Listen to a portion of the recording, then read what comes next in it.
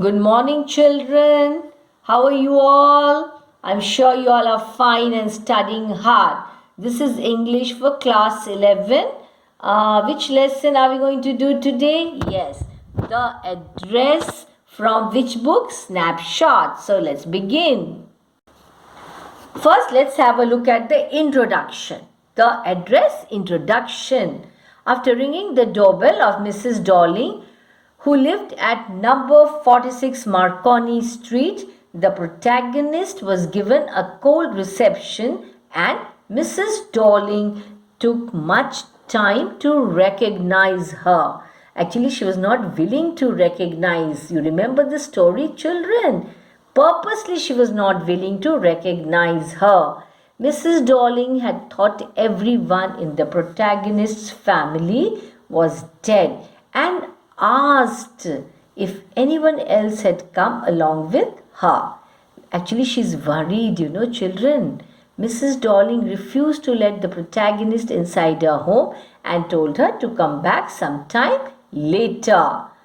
The protagonist recognized her mother's green cardigan, which Mrs. Darling was wearing. Just imagine, children, Mrs. Darling was wearing her mother's green cardigan. She decided to go back to the train station and thought about her mother and how she told her about Mrs. Darling, who was an acquaintance of hers. Acquaintance, she knew her.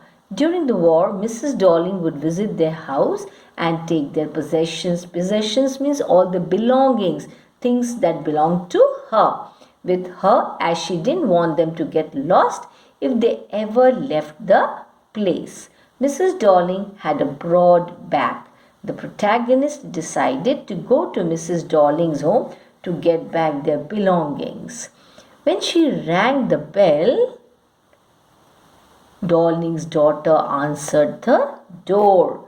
She let her in and asked her to wait in the living room. When they were crossing the passage, the protagonist noticed their Hanukkah candle stand that they had never used because it had been unmanageable. What does all these things mean? What do all these things mean? These things mean that Mrs. Darling is using all their belongings, their costly things, items, which she shouldn't have done. When she reached the living room, she was horrified as she saw all her mother's things that were arranged in a tasteless manner. The furniture was ugly and the room had a muggy smell, some sort of bad smell. And it made her disinterested and she wanted to leave the place. Mrs. Darling's daughter offered her a cup of tea and the protagonist noticed the old tablecloth that had a burn mark on it. When the girl was showing her the silver fork and spoons, all these things belonged to whom? The writer's mother. That actually belonged to the protagonist, the writer, her mother actually. She jumped up and walked out of the house. Imagine how much horrified she must have been. She decided not to visit the place again as it brought back memories of the past, and hence she decided to forget the address. So now we'll move on to the explanation of the story. The woman had held the door tightly as she didn't want her to enter the house. Because if she would enter, what would happen? She would have noticed, observed, seen all the belongings of her mother, which Mrs. Darling was using, and that was wrong on her part. Yes, children, she shouldn't have done that. So the woman held the door tightly as she didn't want her to enter the house. She kept staring at the protagonist, though she couldn't, as though she couldn't recognize her. No, she very well recognized her, but she pretended not to recognize her. The protagonist thought maybe she had come to the wrong house. She had seen the woman only for a short time, and that 2 years ago, and at that time she must have been small. Yes, children, The woman who answered the door stepped aside and let go of the door. The protagonist recognized her mother's green knitted cardigan that the See, so Mrs. Darling is so bad. She's wearing her mother's green knitted cardigan. It belongs to the writer's mother. The wooden buttons had become pale because of washing, and that too must be because of too much of washing. Yes, children, if you wash your clothes too much, it fades and it looks so dull and old. Yes. She hid behind the door. The woman noticed the protagonist looking at the cardigan. She hid behind the door. Now the protagonist knew she had come to the right house. Musty means what? Stale. The protagonist asked the woman about her mother. The woman asked her if she had come back. She replied only to her, and no one else came with her. The woman opened the door, and a passage was behind her. A stale smell occurred all over. The woman told her that she could not do anything for her. The protagonist told her that she had come from far place on the train just to talk to her. The woman told her it is not convenient to talk right now and asked her to come back later. The woman closed the door as she didn't want anyone to get disturbed in the house. The protagonist was still standing on the step. She saw a curtain moving on the window bay. Someone was staring at her from inside the house. She thought it was nothing, as the woman would have told her. Now some words and meanings, children. Enamel, an opaque or semi-transparent substance that is a type of glass. Jamb, side post of a window. Fireplace or doorway. Acquaintance, stranger or social contact. The protagonist looked at the number plate again. It said number 46. Darling was written on the plate on white enamel. As she was going back to the station, she was thinking about her mother. Imagine who gave her the address. So it was the first half of the war. She was home for a few days, and suddenly it struck her that the room was different now. Various things were missing. Her mother was surprised that she noticed the changes a little later. It was that time when she told her about this woman, Mrs. Darling. She was an old contact of hers. That means she knew her, yes. And she was an old contact of hers whom she hadn't seen for years. Suddenly she came to visit her, and since then they had been in regular contact. Lugging means carry a heavy object with great effort, pityingly, feeling sorrow. Crick, cramp or spasm in muscles. Her mother told her that whenever that woman came to visit her, she took something from the house with her, table silvers, antique plates, and she had trouble over carrying the large vase. She told her that the cramp in her back came from the crockery. Her mother shook her head in sorrow.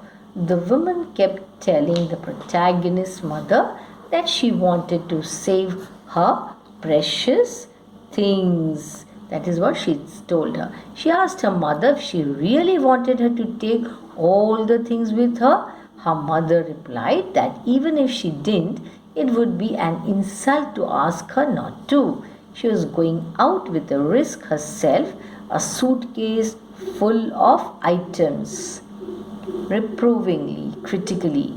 Beckoned means signaled. It also means called, okay?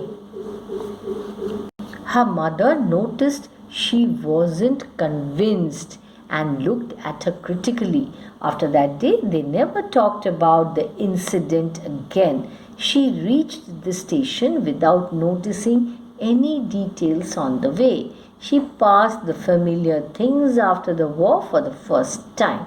She didn't want to upset herself with the familiar sights of houses, the streets that reminded her of all the precious times, which times that she had spent with her dear mother. She didn't want to remember all those sweet memories, Back in the time she saw Mrs. Darling in person a day after her mother told her daughter about her. She woke up late that morning and she was going downstairs. She saw her mother told her daughter about her. She woke up late. She was going downstairs. She saw the lady with broad back. Her mother was seeing her out. Her mother introduced the protagonist to the lady. She signaled to her and the woman responded with a nod. She picked the suitcase under the coat rack. She was wearing a brown coat and a shapeless hat. The protagonist asked her mother if she lived far away. The mother told her the address, Marconi Street, number 46. She remembered it. Liberation. What is the meaning of liberation? The liberty of freeing. The liberty or freeing. Endured, suffered. Vain means hopeless. She remembered the address, but she took too long to visit the place. After the freedom, she was on the hand not interested, and on the other was afraid. She was afraid of getting confronted with the past memories and connections that no longer existed. Connections were hidden in cupboards and boxes. So she had suffered all these years because she was all alone. She lost her mother. Connections were hidden in cupboards everywhere. It seemed that those memories were waiting in vain to put them back to their places as they had suffered. Okay, things were getting normal in the protagonist's life. But one day she got curious about all the things that were still at that address. She wanted to see them and touch them. Which address? Marconi Street with Mrs. Darling. After the first hopeless visit, she decided to try one more time. When she reached Mrs. Darling's home, a girl of 15 years opened the door. Protagonist asked her about her mother. She told her that she was outside doing some errands, to which the protagonist decided that she would wait for her. Hanukkah means the Feast of Lights, a Hebrew festival in December. Cumbersome means unmanageable, midst, middle, muggy, humid. Okay, the protagonist followed the girl along the passage. There was a Hanukkah candle holder hung next to a mirror. She remembered that she never used it as it was unmanageable. The girl asked her to sit down. She opened the door for the living room. She stopped and she was disturbed. She was standing in a room which she knew that in a room which she knew and she didn't.